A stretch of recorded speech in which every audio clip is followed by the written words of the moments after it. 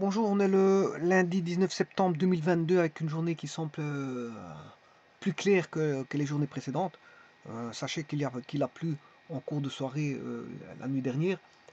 Euh, mais en tout cas, bon, on retrouve une journée calme, puisque en fait, ces derniers jours, nous avons connu que des pluies, et de fortes pluies, puisque c'était incessant avec un ciel complètement couvert.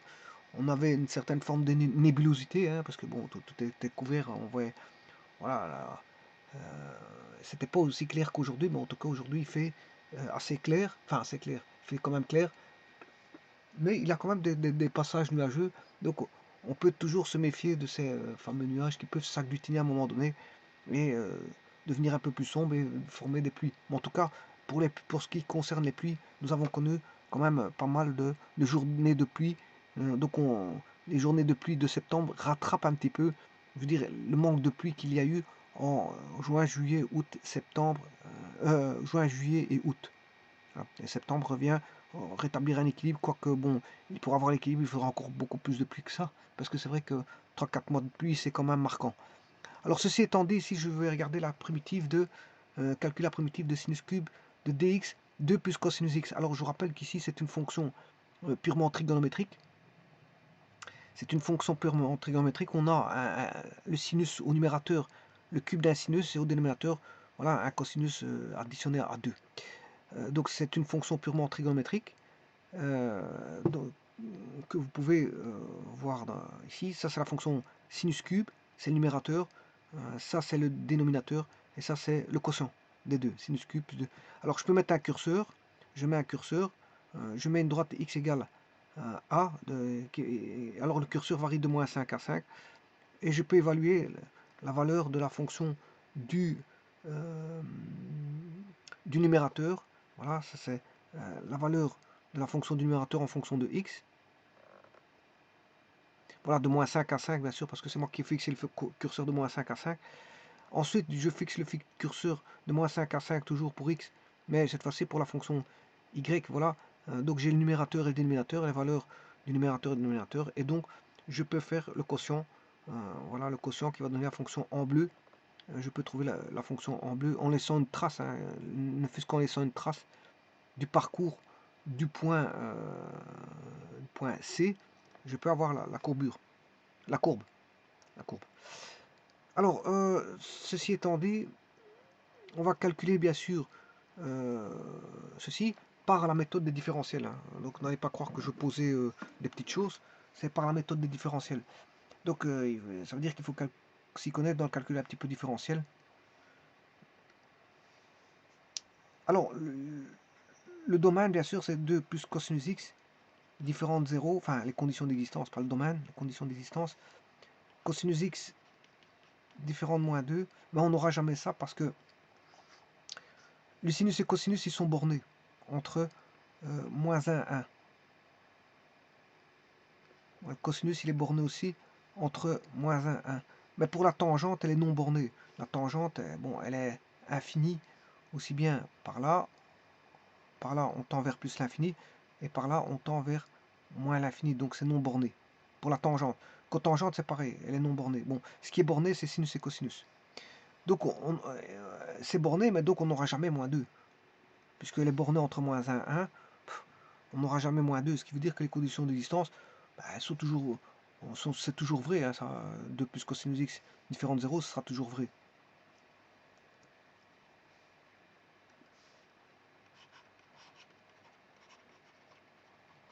Donc le domaine, c'est R, c'est le domaine de cette fonction-là, que je vais appeler GH, je vais l'appeler la fonction H.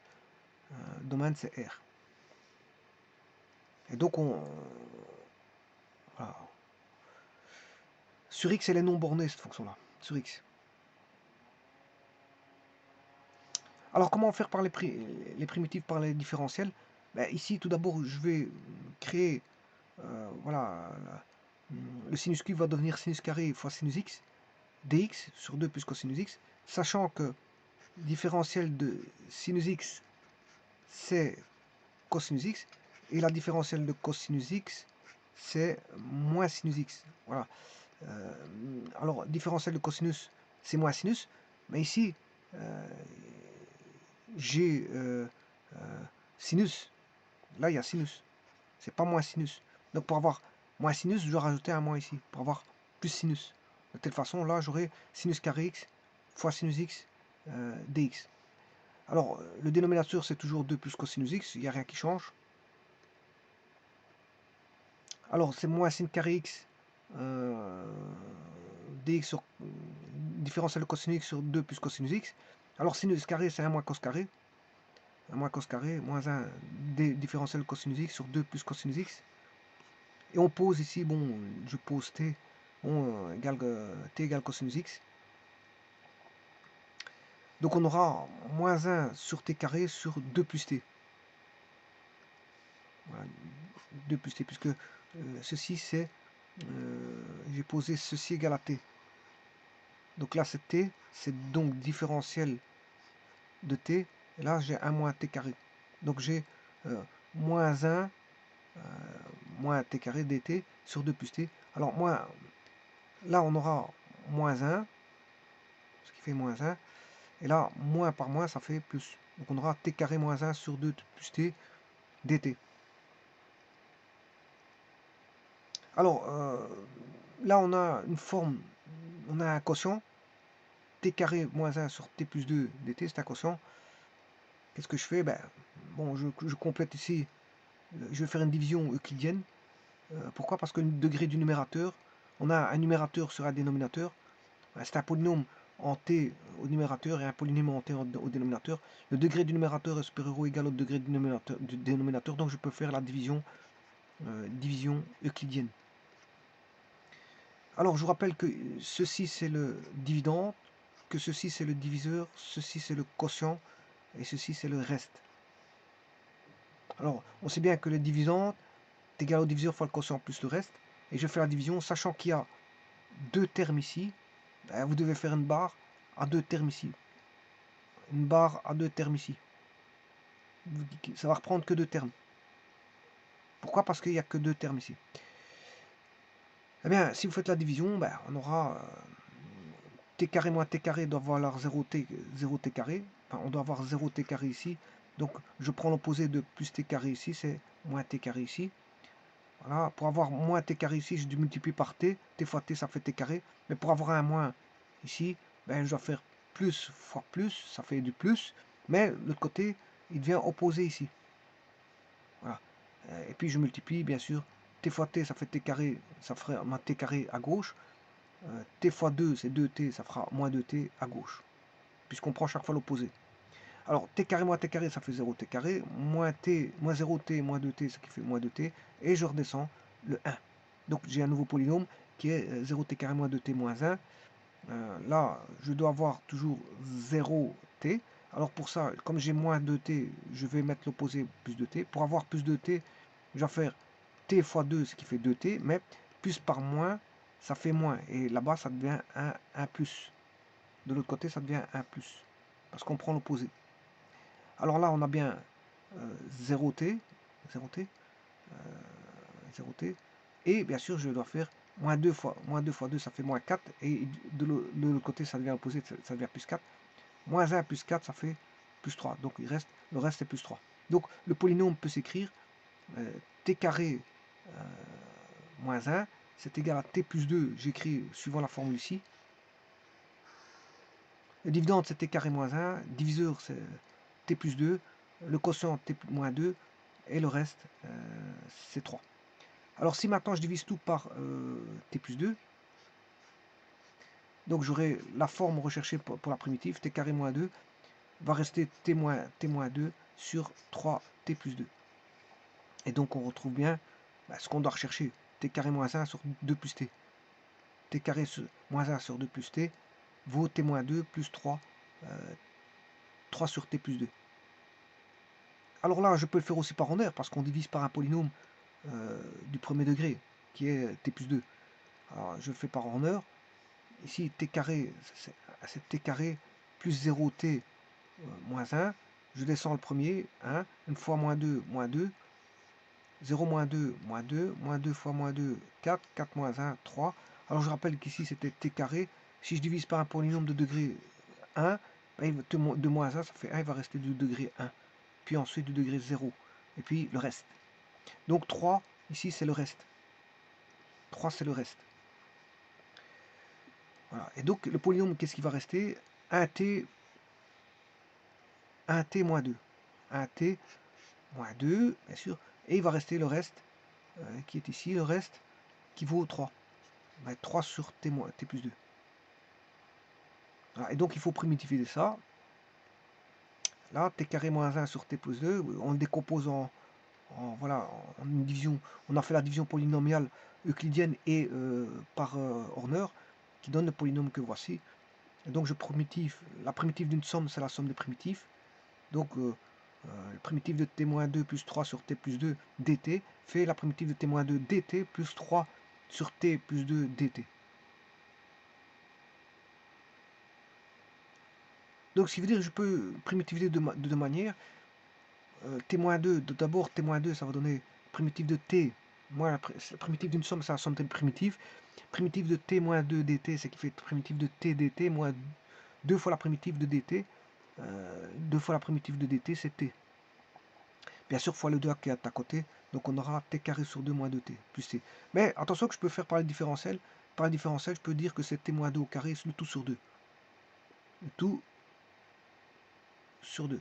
Pourquoi? Parce que là, on aura t carré moins 4t moins 4 le tout sur 2, ce qui fait t carré moins 4t sur 2 plus, et la constante là-bas, vous allez me dire moins 4 sur 2. Moins 4 sur 2, c'est une constante qui fait partie des constantes de primitivation. Hein.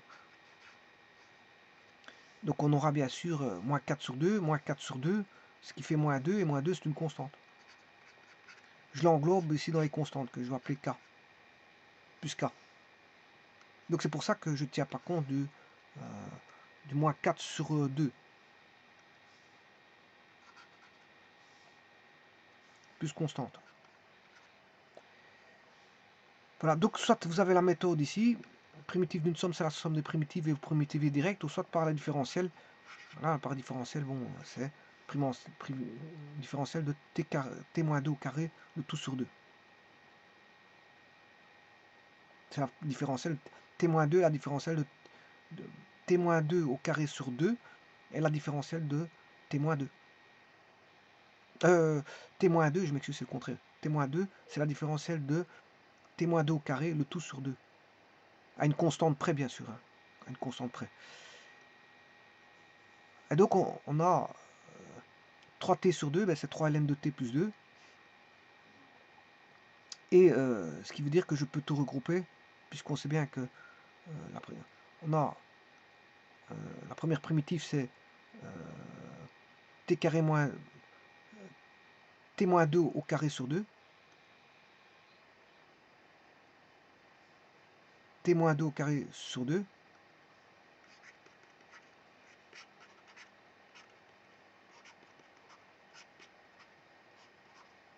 Voilà. Et donc, comme il faut additionner ces deux-là, le 1 avec le 2, on va additionner le 1 avec le 2. Donc, pour avoir quoi? Cosinus. Alors, ici, vous reconnaissez t-2 au carré. Hein. C'est juste que le t, c'était cosinus x. Hein. T-2 au carré. Oui, ici, il y a une petite erreur, puisque c'est ceci. C'est t-2 au carré. Donc, c'est... Bon, faut que je fasse correctement. Voilà, comme ceci. Au carré.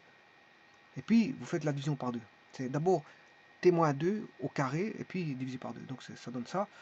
Donc, c'est cosinus x moins 2 au carré divisé par 2. Ensuite, on a 3 ln de 2 plus cosinus x plus constante. Voilà. Puisque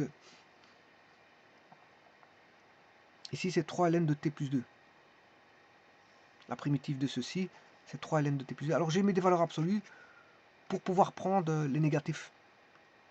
Comme ça, bon, ça c'est la fonction valeur. On peut prendre que les x strictement positifs ici, pour ln de x.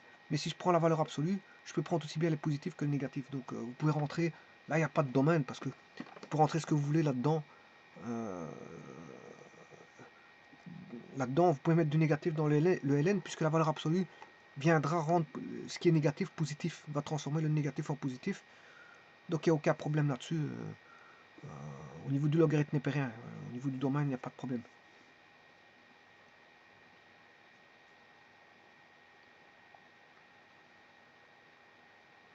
Je vous remercie.